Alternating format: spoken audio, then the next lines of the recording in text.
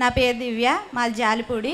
ఏలూరులో జరిగిన తైలాభిషేక ఆరాధనలో జూన్ నెలలో ఇసాకయ్య గారు లేవ్యాకాండం 26వ అధ్యాయం 10వ వచనం చెప్పి, మీరు చాలా కాలం నిలవై ఉన్న పాతగిలిన ధాన్యమును మీరు తినెదరు, క్రొత్తది వచ్చినను పాతది మిగిలి ఉండును అనే వాక్యం చెప్పారు.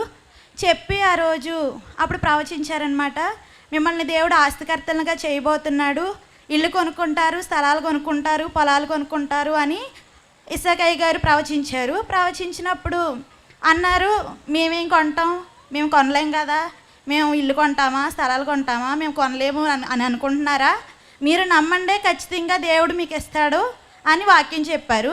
వాక్యం చెప్పిన వెంటనే మా అమ్మ అంది, అమ్మ మీరు అద్దుకుంటున్నారు కదా ఇల్లు, ఆ ఇల్లు అమ్ముతామని అన్నారు కదా, అది బేరం వచ్చింది అన్నావు కదా, నువ్వు అది మేము కొనుక్కోవాలని నువ్వు ప్రార్థన అవసరతలో రాయి అని చెప్పింది.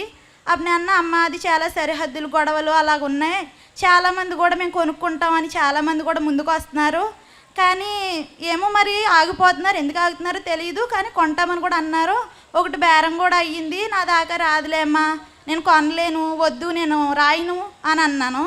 లేదు లేదు నువ్వు అలాగనకు, ఈరోజు ఇప్పుడు వాక్యం చెప్పారు కదా ఇసాకయ్య గారు చెప్పారు, ప్రవచించారు కాబట్టి అది ఖచ్చితంగా జరిగిద్దని నేను నమ్ముతున్నాను, నువ్వు రాయి ఖచ్చితంగా జరుగుతుంది, నీకు దేవుడు ఇస్తాడని ఆ నమ్మకం నాకు ఉంది అని అందండి. సరే అని నేను రాసిచ్చాను. రాసిచ్చిన తర్వాత ఇక్కడ నుంచి వెళ్ళాము, ప్రార్థన శక్తి అయిన 5 రోజులకి మేము కొంటామండి అని అన్నాము. మేము వెళ్ళి అడగంగానే వెంటనే వాళ్ళు ఒప్పుకున్నారు, మీకు మేము అమ్ముతామని అన్నారు, కొంత డబ్బులు ఇచ్చి అగ్రిమెంట్ చేయించుకోండి అని చెప్పారు. సరేనండి అని చెప్పి జూన్ నెల 22వ తారీఖుని మేము అగ్రిమెంట్ కూడా చేయించుకున్నాం కొంత డబ్బులు ఇచ్చి.